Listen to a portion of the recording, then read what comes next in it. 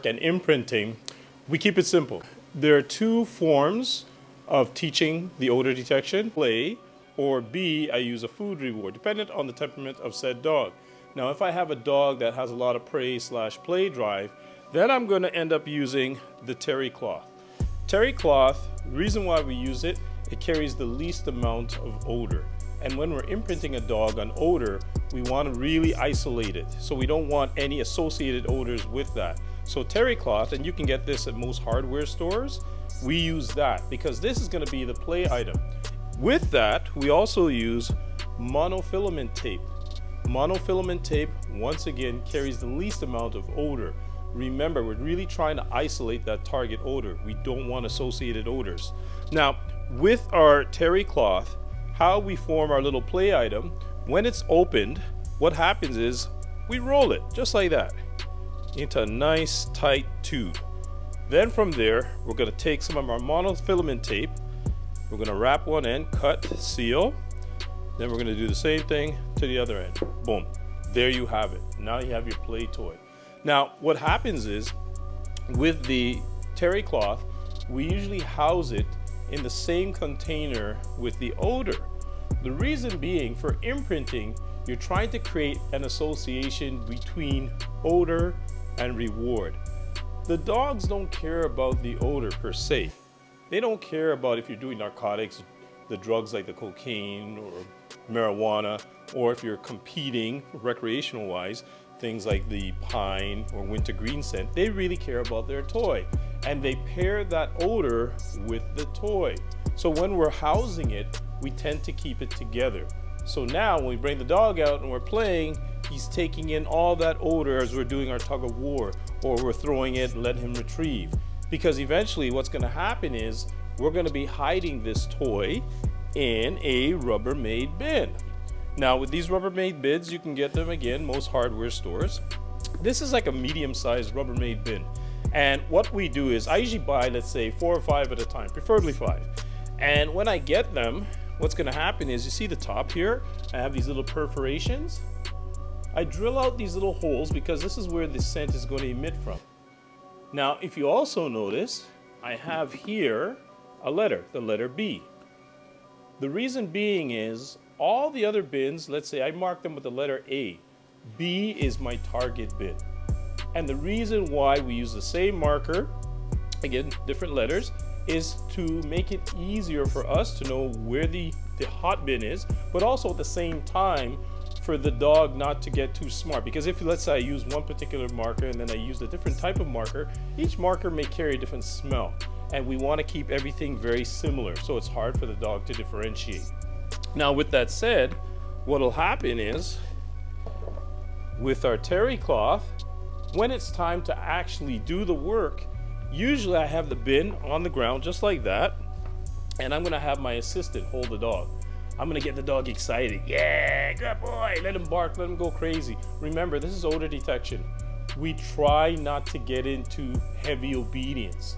The only time the dog will show obedience is when it gives the indication. We teach passive indication, where a long time ago it used to be aggressive indication, where the dogs would be scratching and biting at the actual bin. We don't want that today. We want for the dog to actually make contact with the bin and then execute the indication, which in most cases is the sit. So once again, we start loading the dog, get him excited while the assistant's holding him back. I throw the terry cloth into the bin, and I place the cover back on the bin. You don't have to lock it down, just place it over top. Now what'll happen is I can run back to the dog, grab the dog, bring the dog up to the bin, and the dog is not far, like maybe a couple feet. Bring him up to the bin, let him sniff. As soon as the dog starts sniffing and making contact with the bin, I'm gonna actually mark the behavior. So he's sniffing, tick, and then I do this, sit, and I physically help the dog into the seated position right here by the bin. I do not say sit and wait for the dog to offer the behavior. I've seen handlers do that, and what happens is the dog will sit, but sometimes they travel back when they hear the sit. And we need for the dog to stay as close as possible to the target odor. So even though we know the dog knows what sit means, while he's sniffing, and usually for like 1,000, 2,000, mark, sit, you block him from going back. Once he sits, now I do this. I open my lid, bang, and we allow the dog to go in, grab the toy, and the fight's on. Lots of play, lots of play. You'll be amazed. It takes no time at all. Usually maybe 2-3 times the dog starts to put it together. For the passive indication, we would like for the dog to remain calm. If we get them too excited, what happens is they start to nudge the actual bin, and that interferes with the learning process. So we bring him up calmly. You can tap at the bin if he hasn't already started sniffing at it. Once he starts to sniff, you mark the behavior and sit, block him right away. Sit. Once he sits, pop it open, boom, let him go in and then engage in play. And that's how we use the dog's play/prey drive for imprinting in the way of the odor detection. Now, for a dog that may not be too fond of, playing tug of war, but maybe he's what we call a chow hound. He loves food. It's simple.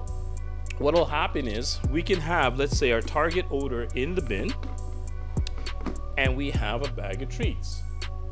Now, we can actually bring the dog up to the bin, let him sniff the bin. Usually, out of curiosity, if you touch something, a dog will follow it. Once the dog sniffs the bin, we mark it, sit, and then I can go in my pocket, take out a treat, drop it on top of the bin. Good boy, that's our praise. Pull him away from the bin. Don't hang out near the bin. Pull him away because you want to get ready to repeat again. And you don't want him just hanging out there. So you pull him away a couple feet, get him all regrouped, get yourself regrouped, bring him over to the bin again, tap, tap, tap. He goes to sniff. As he makes contact and he's sniffing the perforated holes, mark it, good, sit, go in your pocket, drop it right on top of the bin. In no time at all, the dog starts to put it together. You're gonna see, you bring him back. As you walk up, he's gonna be seeking to touch that bin. When he does, rinse and repeat. And in no time at all, your dog is already doing the indication. It's simple. It can be done anywhere. Like I said, you go to a hardware store, you get your Tupperware bins. I get 5 because eventually you're going to progress from 1 to 2, 3, 4, 5. Once we have the dog actively indicating on his own, now we can bring in a second bin. Now keep in mind, when you're setting up your hot bin, the one that has the target odor, that bin, either A, I'm gonna wear latex gloves when I'm handling it as I put the target odor in, or I'm gonna bring out the second bin, we call it the dummy bin first, place that on the ground, and then I'm gonna bring out my hot bin and set it up and then place that on the ground. The reason being is we don't want what we call cross-contamination, where let's say you set up the hot bin first, you put it on the ground, now you go, you grab the second bin, and you didn't think that, okay, you have, again, what we call residual odor from the hot bin on your hands, which you transfer now to the second bin. Now you put it down, boom, the dog becomes confused. Because remember, their sense of smell is very acute. The average human male carries about approximately 6 million receptor cells in their nasal cavity, whereas the average, let's say, German Shepherd carries 225 million receptor cells in their nasal cavity. So they can pick up on the most minute particle of odor. So it's very important that either A, we're gonna handle the hot bin with latex gloves and place that on the ground, then take off the gloves, grab the dummy bin and put that on the ground, or we put the dummy bin first and then you set up your hot bin and put it on the ground. And then usually what will happen is when I have the bins on the ground, I have them, let's say, side by side with a gap of maybe 2 or 3 feet in between. I'm gonna bring the dog down the middle between the two bins. I'm gonna give the command, I usually say seek dope, and allow the dog to go and investigate. You don't guide him to it, let him go investigate.